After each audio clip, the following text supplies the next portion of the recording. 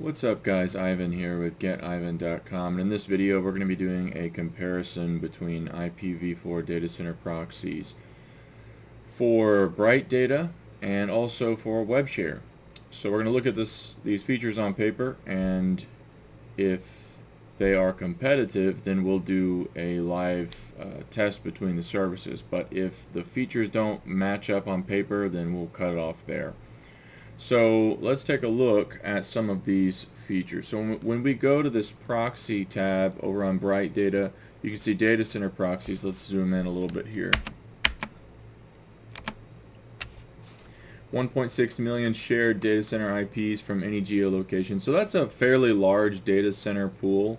I'm interested in data center proxies technically because sitemap scraping is the most prolific form of scraping. You want to get as many IPs as you can, as many concurrent connections, etc.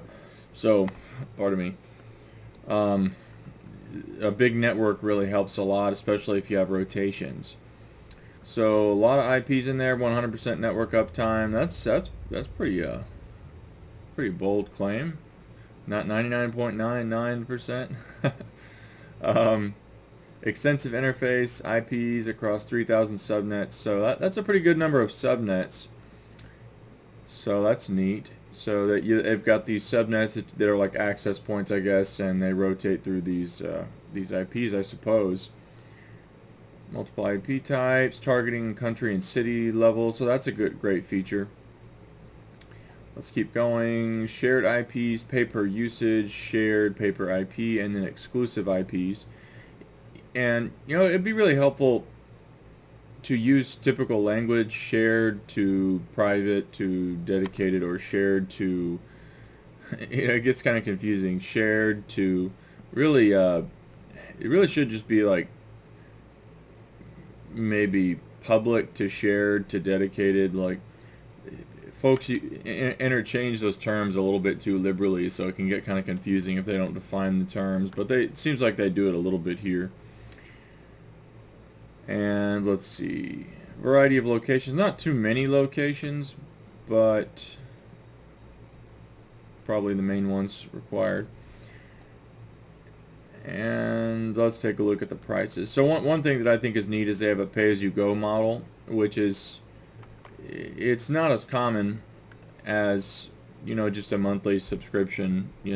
So this is kind of cool, where you can maybe just do a quick purchase for something cheap to run a test. So I like it when platforms have pay as you go.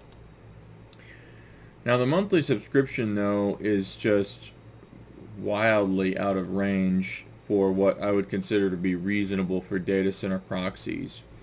And in order to justify this price, there's really not enough information here, because up here they were saying shared IPs, pay per usage, pay per IP, exclusive IPs, but then they didn't explain what the price is for. So they have data center proxies, but then they don't actually have different price structures on this page. So it could be that when you sign up there are different features that change the price. That's a somewhat common way of doing things, but it's kind of a downside to being able to get an idea about what things could cost without signing up. So I'm just going to go by what I see here, because I doubt that it's going to make that big of a difference by having to go through that process. But at this price range, it tends to be dedicated IPs, so you're the exclusive renter, and that's I would say that's kind of standard. But then what's not really standard is the fact that they're charging per mile on the gigabyte usage there. So if we pull up a calculator here, I would just be curious to see, that's roughly 10 cents, but we'll just go ahead and do this times 1,000. So if I want to do a terabyte, it costs $100 to do that. So you're looking at $500 a month. Maybe that's the minimum purchase orders. Yeah, there's a problem with the way they've structured their packages here, so it's not really clear if this is the minimum purchase order, or if this is like with certain criteria, or there's not enough information. So we got one IP, and that doesn't even tell us, is it one single like portal or whatever? Is that a range of subnets? Is that rotations for one single port? I said portal, I meant port. Not enough information here, but there is enough information to kind of see that it's too expensive. Now, it might be more successful. I did see down here that they have a neat tab for website scraper directory, so they appear to support scraping as a use case, but the problem is that it's just too expensive. They have unlimited concurrent sessions, so that's good, unlimited concurrencies. But the price is just crazy. Like, why would I pay like 2 terabytes is something that I can go through in 2 weeks, like, or a week really, if it was really just going all the time. So it just, when it's cost per mile, in terms of when there's not unlimited bandwidth, it's just not worth the cost. So success or not, there are other ways to be successful across a variety of sites without spending $1,000, you know. So BrightData seems interesting. I mean, they have a large IP pool, and they do offer unlimited concurrencies, and a variety of curious features, but there's not enough information on the sales page, and the costs are just way, way, way too high. So let's take a look briefly here at Webshare. So Webshare does a lot better job these days at articulating the types of proxies that they offer. You can see they have proxy server here, which is basically shared proxies. Private proxies is, let me zoom in just a bit here, is shared, but it's with 0 to 2 users, I guess, per clump, or however they're doing that. And then dedicated would be the more mainstream, just like you're the only user of that, whatever that quantity of proxies might be. And I'm sure it works a little bit differently. On the shared stuff, I've been using this stuff for maybe a couple of years now, and it gives you access it through, I guess, subnet ports or whatever. And so, and then you, I guess, roll through like the pool. I'm not sure how big the pool is now. We'll have to take a look and see if we can spot that, but I know that it's well over 50K, so it's sizable enough. And then yeah, you can see there's a huge price difference here between these 3 types, and these are data center proxies to my knowledge. Actually, it looks like they might have coupled them all together, so you can adjust the features depending on what you're doing. Actually, you know what, these might just all be data center proxies. Yeah, I think there's all 3 of these are probably data center proxies. Actually, you know what? No, look at this, data center to residential. They changed this, I guess, recently. So when you select one of these, yeah, looks like you can select residential ISP variations, or standard or premium data centers. So the variability is a lot better now than it used to be when I first signed up. So this is cool. But I'll tell you, this is what I use, and this is all you need. It's so cheap, you know, and at about 100 proxies, it's going to cost $40 a month. So let's get our little calculator out. So 40 divided by 100, 40 cents per proxy, I guess. But that's also including, let's see, that's including unlimited bandwidth and 1 rotation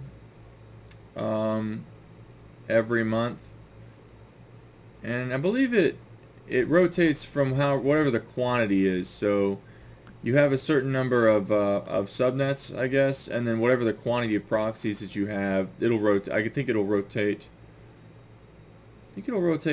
Maybe that's the number of subnets you get. I don't know. In any case, like, it'll refresh some quantity if you set it here. This is kind of expensive if you go up to a more frequent rate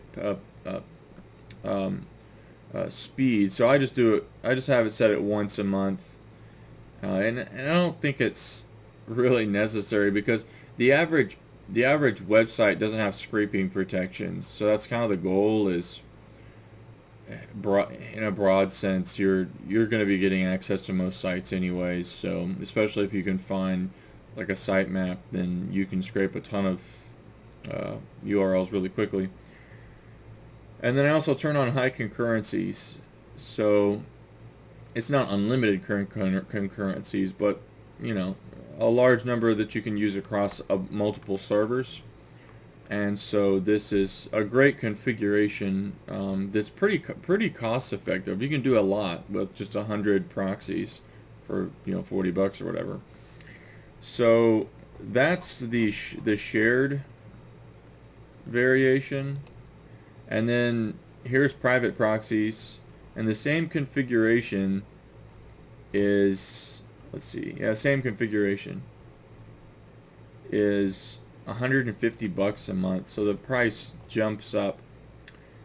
And then over here on dedicated, you see it goes up to roughly where it was over on Bright Data.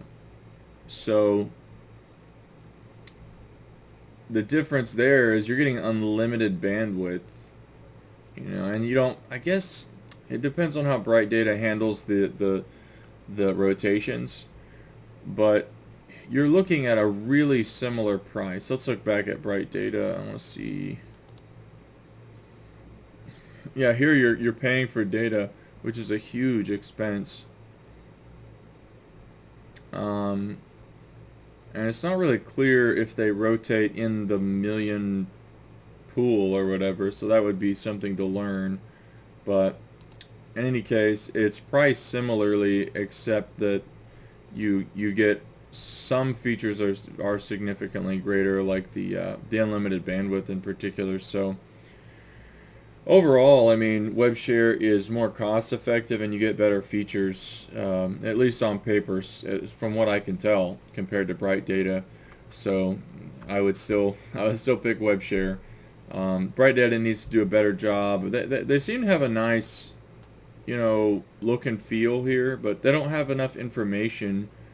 And then they really need to update their sales page to just make it clear where data is not fully articulated, because, you know, this is a big purchase. Like, people aren't just gonna, you know, dive in feet first or whatever. Like, I guess they could do a pay-as-you-go to see how it looks in the back end, but still, like, all those features need to be expressed. Otherwise, why would anybody use this for large-scale scraping projects? The costs would be completely unmanageable, you know. So anyways, that's pretty much it. Thanks for watching, guys. There's a link here below this video if you want to grab these Webshare proxies. That's my link, and much respect if you use it. If not, no worries, and I will catch you later. Bye-bye.